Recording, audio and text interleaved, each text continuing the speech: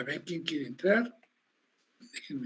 Déjenme pasarme ahí para admitirlo. Sale, vamos. Y me voy otra vez a mi introducción. Vale, entonces existen múltiples mecanismos para regular las funciones cardiovasculares y esta condición tiene la función de mantener una oxigenación adecuada en los tejidos, un eficiente retiro de los desechos orgánicos de cada una de las células y por lo tanto se requieren ajustes que modifiquen al corazón, el gasto del cardíaco como bomba, y otro importantísimo hecho, que se cambia el diámetro de los vasos de resistencia. Recordemos que en el árbol circulatorio, los vasos de resistencia son las arteriolas, ¿verdad?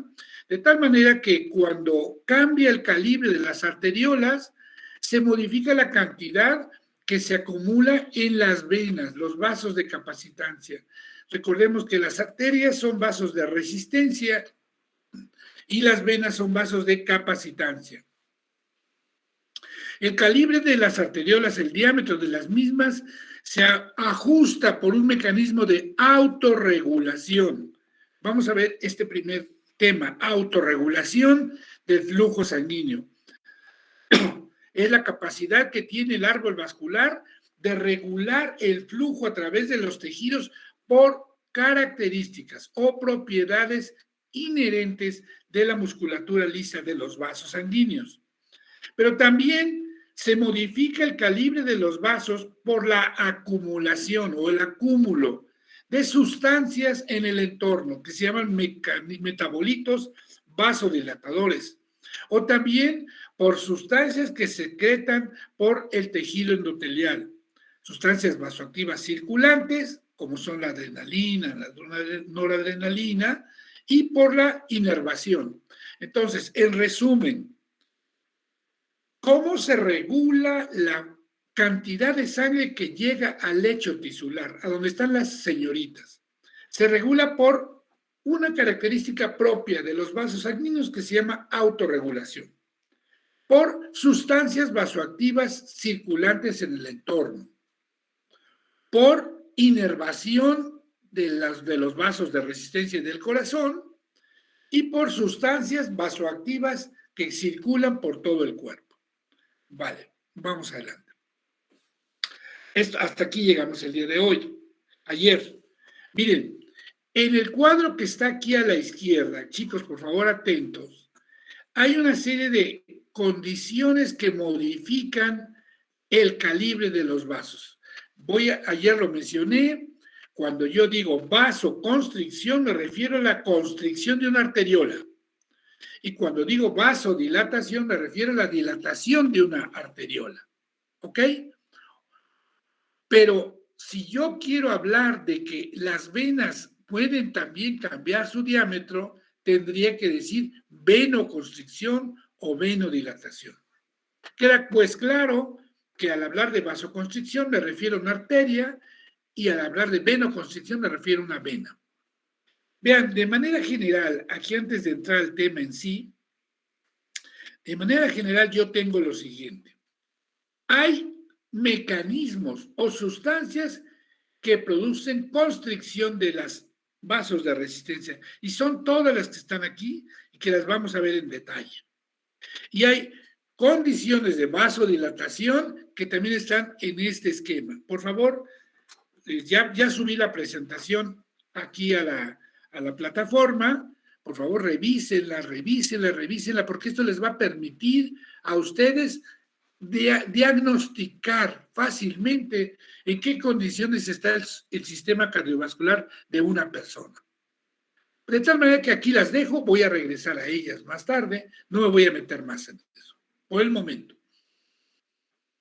Y voy a empezar con el control neural del sistema cardiovascular, control nervioso. Los vasos sanguíneos de resistencia, las arteriolas, las arterias incluso, están inervadas por el sistema nervioso autónomo. El sistema nervioso autónomo inerva al corazón y al a los vasos sanguíneos, tanto venas como arterias. No hay inervación en los capilares. ¿Por qué no hay inervación en los capilares? Porque los capilares no tienen músculo en sus paredes y por tanto la acción del sistema nervioso es sobre la musculatura lisa de los vasos sanguíneos y sobre la musculatura del tejido cardíaco. ¿Ok? Si ya ustedes tuvieron una buena clase de anatomía, saben o deben saber que el sistema nervioso autónomo está funcionando o existe gracias al mecanismo reflejo, al reflejo, porque se requiere que haya una zona que detecte, un sensor que detecte que hay un cambio para que de vía aferente vaya la información a la médula espinal y se activen neuronas postganglionares que actúen directamente sobre el órgano inervado. Esa es la estructura general del sistema nervioso autónomo. ¿Ok? El sistema nervioso autónomo tiene dos divisiones, una simpática y otra parasimpática. La división simpática, alguien por favor me puede decir cómo es la división del sistema nervioso autónomo. Bielka, por favor, abre tu micrófono y tu cámara y dime. O alguien que levante la mano, si no, Bielka. ¿Me estás escuchando, Bielka? Daniela.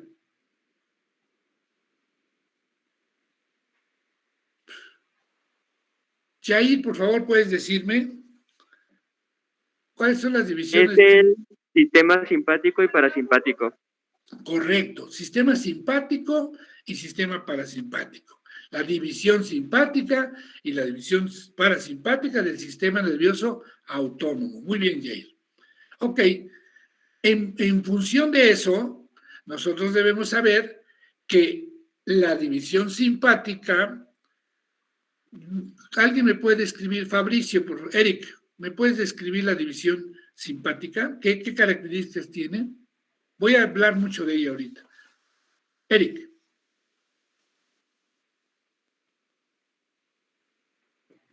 Eric, prende tu cámara, por favor. Eric, prende tu cámara, por favor. Ahí está. Prende tu cámara. Te quiero ver. Ahí está. Por favor, dime, Eric, si eres tan amable. ¿Qué características tiene la división simpática del sistema nervioso autónomo?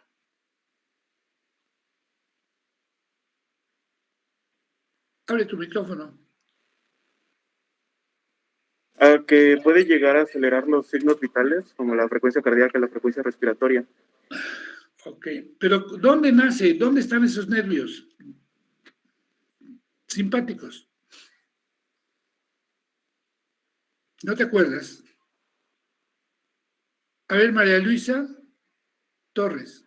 Gracias, Eric. María Luisa.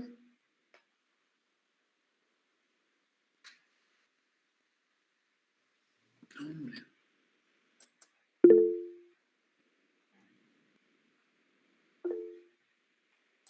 A ver, por favor, ya levantaste. Ángel.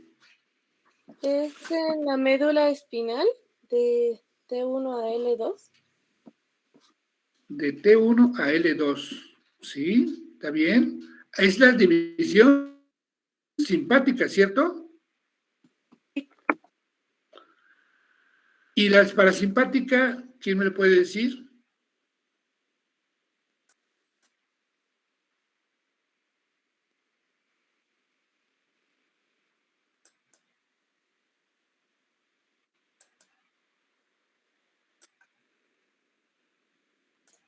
Es en el tronco encefálico y pues es en los núcleos del par craneal 3, Ajá. 7, 9 y 10. 10, ¿ok? ¿Cuál es el 10, te acuerdas? Sí, el nervio vago. El vago. Entonces, el parasimpático tiene dos porciones, una craneal, que está en el tallo, efectivamente, y otra sacra, Hay parasimpático craneal y parasimpático sacro. Pero efectivamente, la mayor parte del sistema nervioso parasimpático viene del cerebro mismo, del tallo cerebral, de los pares craneales que me acabas de comentar. Entonces, yo necesito que esta parte la tengamos muy, muy clara porque vamos a necesitar saber de dónde se va a inervar el sistema nervioso simpático para actuar sobre el corazón y para actuar sobre los vasos sanguíneos. Bueno, me voy a ir a mi presentación y sigo adelante. ¿Ok? Entonces, tanto el corazón como los vasos sanguíneos están inervados por la división simpática y parasimpática del sistema nervioso autónomo. Las fibras postganglionares simpáticas liberan en sus terminales noradrenalina. Entonces, recuerden que hay una división que tiene que ver con los neurotransmisores en el sistema nervioso autónomo. La división simpática, que tiene neuronas preganglionares que liberan acetilcolina y postganglionares que liberan noradrenalina, ese es su neurotransmisor, la noradrenalina. Y la división parasimpática libera en sus terminales preganglionares acetilcolina y en las postganglionares, que van a casi todo el territorio del cuerpo, liberan acetilcolina. Pero hay una parte que es del sistema nervioso parasimpático que también libera noradrenalina. Entonces, la división para nosotros es muy claro que la diferencia entre uno y otro son anatómica, ¿verdad? Uno es médula espinal, simpático. Otro es tallo y médula espinal, parasimpático. Es una división anatómica. Pero hay una división química que tiene que ver con el neurotransmisor. Y como dice aquí, las fibras postganglionares simpáticas liberan noradrenalina. Y la noradrenalina liberada cerca de los vasos sanguíneos actúa sobre receptores alfa-1 adrenérgicos y provoca vasoconstricción. Por otro lado, las suprarrenales liberan adrenalina cada vez que nosotros tenemos un evento de alteración de nuestro estado emocional. Las suprarrenales se contraen y liberan su neurotransmisor, que es una hormona ahí, que es la adrenalina. Y la adrenalina también actúa sobre algunos vasos, provocando vasodilatación y actuando sobre receptores beta-2 adrenérgicos. En los vasos sanguíneos de los músculos esqueléticos provoca vasoconstricción. Entonces, tengo yo esas dos condiciones. En estos nervios simpáticos y parasimpáticos, por lo tanto, como cambian el calibre de los vasos de resistencia, regulan la presión sanguínea y regulan el flujo sanguíneo hacia los tejidos. Vamos. ¿Cuál es el esquema general del control del sistema cardiovascular nervioso? Fíjense. Ya sabemos que si aumenta la frecuencia cardíaca y aumenta el volumen sistólico y se modifica el calibre del vaso sanguíneo, voy a modificar la presión arterial, y la presión arterial sistémica es detectada por unas estructuras que están en el árbol vascular y en el corazón que se llaman vasoreceptores. Estos vasoreceptores te dicen, la presión es alta, hay que bajarla. Y esa señal va al tronco encefálico para frenar la frecuencia cardíaca, para disminuir el volumen sistólico y para disminuir el calibre del vaso, para aumentar entonces la presión arterial baja. Este esquema es muy sencillo. Sube presión arterial, cualquier causa. Lo detectan los vasoreceptores.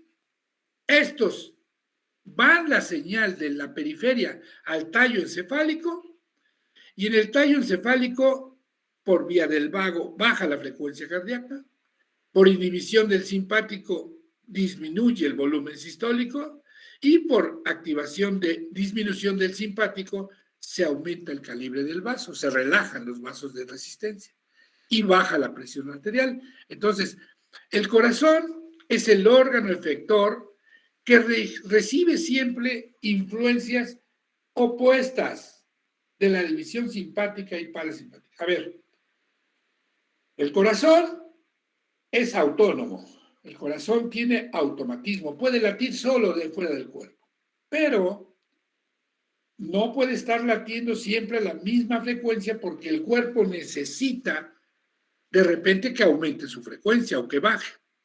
¿Quién hace que aumente o disminuya la frecuencia para que cumpla con las exigencias de trabajo del corazón? El sistema nervioso autónomo. Porque el corazón recibe inervación simpática e inervación parasimpática. En el corazón, ¿verdad?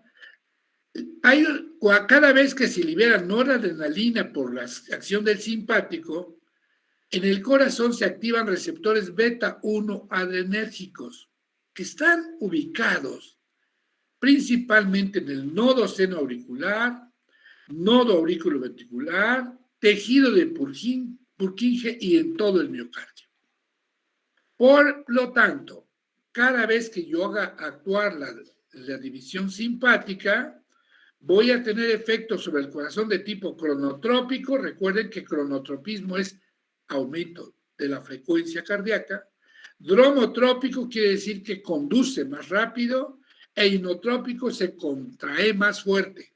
Ese es el efecto de la descarga simpática sobre el corazón. La descarga parasimpática sobre el corazón se hace a través de los nervios vagos. No lo dije hace rato, sobre el corazón la terminación simpática se hace en un plexo que se llama plexo cardíaco, que abarca aurículas y ventrículos al mismo tiempo, todo el corazón.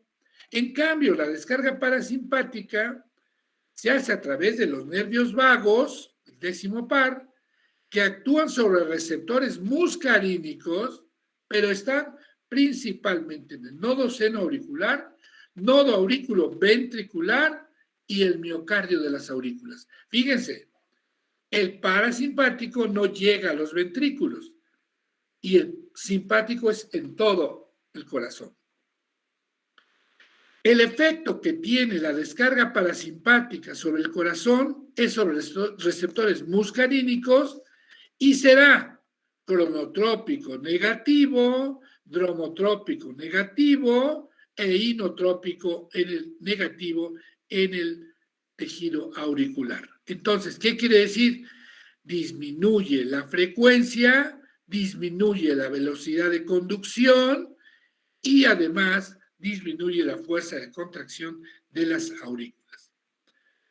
El corazón, si lo sacamos del cuerpo, el corazón del ser humano late a 100 por minuto. ¿Cuál es la frecuencia cardíaca de nosotros? A ver, ¿alguien me puede decir? ¿Frecuencia cardíaca normal? Promedio. ¿De 120-80? No, esa es la presión arterial. 120-80 es la presión. Frecuencia cardíaca 80, número 100, ¿no? La frecuencia cardíaca decíamos 70, que 100. entre 60 y 100, ¿verdad? Pero en promedio, cuando estamos en reposo, nuestra frecuencia es de unos 70, 80, como dijeron por acá. Vaya, entonces, si el corazón fuera del cuerpo late a 100 por minuto, ¿cómo es que en nuestro cuerpo, en nuestro tórax, está latiendo a 70, 60? Porque hay algo que se llama tono vagal.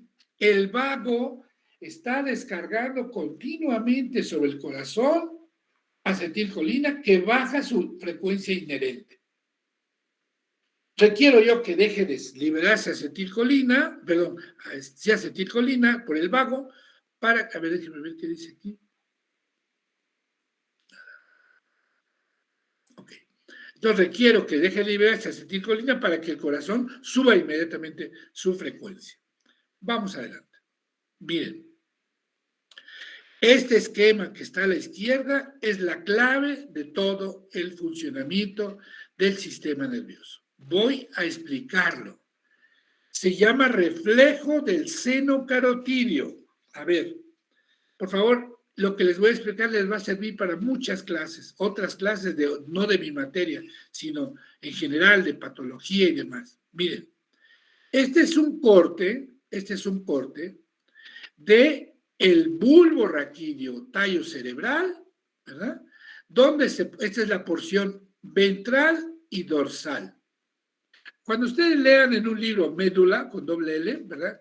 Médula en inglés, en realidad ya se refiere a médula oblongada o bulbo raquídeo. En la actualidad ya no se le llama bulbo raquídeo. Yo lo voy a seguir mencionando así, pues porque muchos médicos así lo siguen utilizando. Ay, déjame ver, un segundito.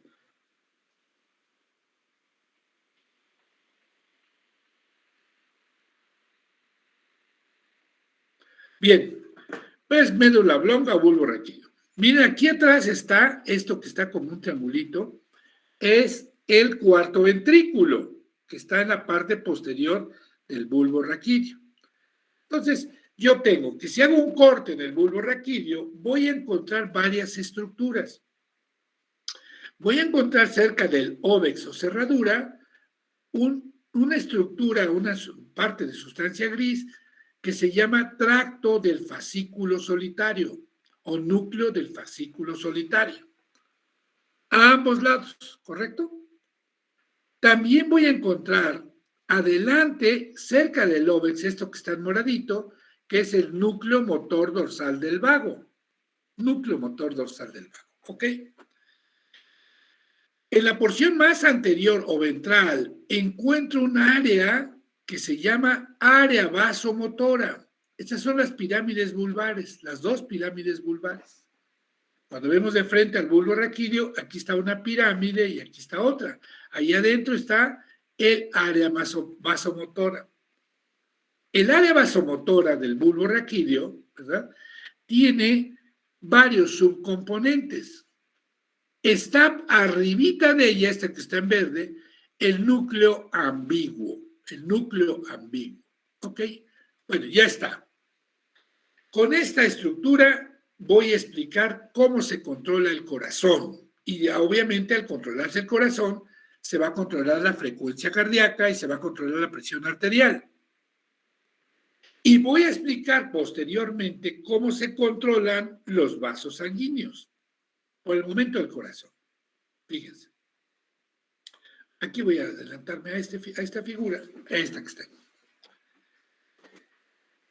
En la carótida primitiva, ustedes saben que este es el arco aórtico tiene ese es el tronco arterial brachiocefálico que da la subclavia del lado derecho y da la carótida primitiva derecha. Y del otro lado, en el lado izquierdo, directamente del arco aórtico sale la carótida primitiva y la subclavia izquierda. ¿Ok? Pues la carótida primitiva asciende por el cuello cuando llega a nivel del gonium o el ángulo de la mandíbula, el angulito que forma la mandíbula por abajo de la oreja, ¿verdad? Del pabellón de la oreja. Ahí se bifurca la carótida y carótida interna y carótida externa. Carótida externa se sigue por fuera y que la carótida interna se mete a la base del cerebro, ¿ok? A la base del cráneo. Bueno, yo tengo entonces que en ese punto de bifurcación de la carótida, la pared de la arteria carótida entre la musculatura y la íntima, entre la capa muscular y la íntima, y la adventicia también, existen presorreceptores, conocidos como varoreceptores. Son terminales nerviosas que cuando se estiran generan potenciales de acción. Solo cuando se estiran, descargan. Y estos varoreceptores que están ubicados ahí se activan a su vez a las aferentes del nervio del seno carotídeo, que es una rama del glosofaringio o noveno par craneal. ¿Ok? Por otro lado, en el corazón mismo y en el arco aórtico, en la cara anterior del arco aórtico y posterior, existen de estos mismos receptores al estiramiento, mecanorreceptores, que se llaman varoreceptores aórticos. Y estos, cuando se activan, estimulan a la vía aferente del sistema del nervio vago y llevan información al tallo cerebral. Me voy a regresar entonces. Por lo tanto, fíjese, esto que dibujé allá es este esquema pequeñito, este. Este es el seno carotídeo. Esto que está aquí, donde están los varoreceptores, las terminales del glosofaringio, se llama seno carotídeo. Ubíquenlo bien donde está. Si ustedes se comprimen fuertemente por atrás de la mandíbula, van a apretar al glosofaringio en su seno carotídeo y van a estirar a los receptores del seno carotídeo. Ok. Si me van captando la idea, chicos, cuando la presión arterial sea alta, estos senos carotídeos van a estar estirados y por tanto van a descargar. ¿Cuándo van a dejar de descargar? Cuando cese el estiramiento sobre ellos. Entonces, descargarán cada vez que la presión es alta, muy alta, y van a dejar de descargar cuando el vaso está desinflado. ¿Correcto? Lo mismo en la aorta. Voy ahora. Senos carotídeos se van a activar cuando la presión sube. ¿Correcto? Si la presión sube por vía del noveno par craneal, que es el glosofaringio, va una vía aferente, que termina en el tracto del fascículo solitario, de uno y de otro lado. Entonces, si yo excito el seno carotídeo del lado derecho, pues voy a excitar el tracto del fascículo solitario del lado derecho y del lado izquierdo. ¿Vale? Ok. Si yo me ubico en estos receptores del arco aórtico, ¿qué voy a tener? Que cuando se estiren, se va a activar la vía aferente del vago, del nervio vago, y lleva información excitatoria hacia el tracto del fascículo solitario de un lado y hacia el tracto del fascículo solitario del otro lado. ¿Qué me está informando? Que está estirada la aorta, que está la presión alta. Por otro lado, en el corazón mismo, en las aurículas, sobre todo en la entrada de la aurícula derecha, hay receptores del mismo tipo que se activan cuando se estiran, varoreceptores cardíacos. Y estos varoreceptores, cuando se estiran las aurículas, porque hay mucha sangre en ellas, está llenando en exceso, y entonces va una señal que llega al tracto del fascículo solitario bilateralmente. Hasta aquí todos bien, por favor, ¿me van siguiendo o estoy hablando como loco? ¿Me van siguiendo, chicos? Sí, Doc. Bueno, hasta ahorita, Sí. hasta ahorita lo único que sabemos es que si se estira esta estructura, se va a activar esta estructura del tallo cerebral. Ah, bueno, pues ahí viene la... Les dije algo que a lo mejor pocos captaron. El sistema nervioso autónomo funciona sobre la base del reflejo. Este es un receptor que está aquí, una vía aferente, una central integradora en el sistema nervioso central y una vía eferente. Así funciona el sistema nervioso autónomo. Se requiere un receptor que informe por la vía aferente al cerebro, al tallo, a la médula, de que hay un cambio y viene la vía eferente. Si se acuerdan de reflejos motores, cuando se los dio seguramente la maestra Alejandra y les explicó el reflejo patelar, el reflejo rotuliano, cómo se llevaba a cabo, siempre había, por ejemplo, golpeamos con un martillito el tendón del cuádriceps, estiramos el cuádriceps, hay receptores al estiramiento en el músculo cuádriceps, va una señal a la médula espinal, activa las motoneuronas del músculo que se estiró y se contrae. Ese es un reflejo. Pues esto es un reflejo. Hasta ahorita hemos visto la mitad del reflejo parasimpático. Necesito que se estiren los receptores, los vasoreceptores, para que se excite al tallo cerebral. ¿Cuál es la respuesta del tallo cerebral? Son varias respuestas. Veamos una de ellas, la más importante en este momento.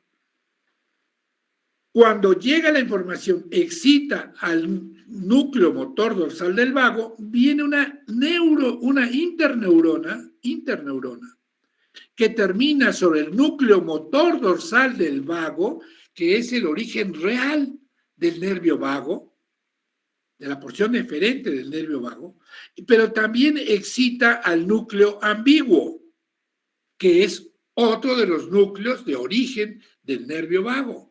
En anatomía, esto ya lo deben saber muy bien para que entiendan el funcionamiento de este reflejo. ¿Qué hizo el estiramiento? Excitó a esta interneurona. Esta, a su vez, excita a las neuronas preganglionares del nervio vago. A ver, aquí voy a irme. Que yo dije excito y va a la vía aferente hacia el núcleo del fascículo solitario. Ahora, del núcleo ambiguo y del núcleo motor dorsal del vago, va a bajar una señal eferente en el mismo nervio. El nervio tiene aferentes y eferentes. Y entonces va por el nervio vago la señal de excitación. Aquí está en positivo, es excitación. Excitó el núcleo ambiguo y el núcleo motor dorsal del vago, y va una señal eferente, tanto ipsi como contralateral, que termina sobre neuronas postganglionares. Fíjense, aquí está, este es muy bonito para que nunca se olviden. La división craneal parasimpática, en este caso el vago, tiene una neurona preganglionar largota, llega hasta el órgano, hay un pequeño ganglio en el órgano donde hace sinapsis con su neurona postganglionar que es chiquita. Esa es otra diferencia del sistema nervioso autónomo parasimpático. Neuronas preganglionares largas salen del sistema, veamos aquí, viene aquí la preganglionar larga, se sigue al corazón y termina y libera acetilcolina para que esa acetilcolina active a esta neurona en verdecito postganglionar que va a liberar en sus terminales acetilcolina. Y dije hace rato, esa acetilcolina es liberada sobre el nodo seno auricular, sobre el nodo aurículo-ventricular y sobre las aurículas. ¿Qué hace la acetilcolina sobre el corazón? Detiene su funcionamiento. Tiene una acción cronotrópica negativa. Desde el punto de vista muy pragmático, con esto era suficiente. Sube la presión y paro al corazón y baja la presión. Eso es el reflejo del seno carotídeo. Cada vez que yo estire voy a provocar excitación de esta vía para que se libere acetilcolina sobre el corazón y se detenga el mismo. ¿Correcto? Aquí en el esquema del lado derecho está muy claro, ¿verdad? Llega la información al núcleo del fascículo solitario y del núcleo del fascículo solitario va al núcleo motor dorsal del vago y al núcleo ambiguo, y de estos por vía eferente termina sobre ganglios que están en el corazón mismo, que tienen una neurona postganglionar. Fíjense, por eso se llama preganglionar, ganglio postganglionar. Y la postganglionar es la que libera también acetilcolina y para al corazón. Si todos me entendieron este reflejo del seno carotídeo, me conformo. Mañana terminamos, me voy a tener que ir porque estoy lejos, estoy hasta mi casa y tengo que ir hasta el centro, pero mañana terminamos esto de corazón y empezamos, ay Dios mío, riñón, ¿vale? Empezamos riñón, digo, ay Dios mío, porque tienen que saber mucho ósmosis, filtración y cosas de ese tipo que no lo traen claramente. Pero chicos, yo tengo mucha intención de seguir siendo su profesor, estudien, revisen bien esta presentación que es muy chiquita y nos vemos el día de mañana. Si les parece, así sería nuestro esquema. A ver, quiero saber si están, prendan su cámara nada más, por favor, los que estén, y ya con eso yo les paso asistencia. Bielka, ahí estás, perfecto. Samantha, todo está. Ah, están también los del salón. Bueno, creo que están más los del salón que los de su casa. Bueno, mañana nos vemos en el salón. ¿Vale? Bye bye, chicos, nos vemos, bye. Le avisa al doctor Blanco que di la clase por aquí, por favor. Adiós, chicos. Disculpe, Doc. Dígame usted. ¿Nos dará calificaciones? Sí, al ratito. Ya les dije, en una Ok. hora más o menos. Gracias. Ok. Bye. Gracias, Doc.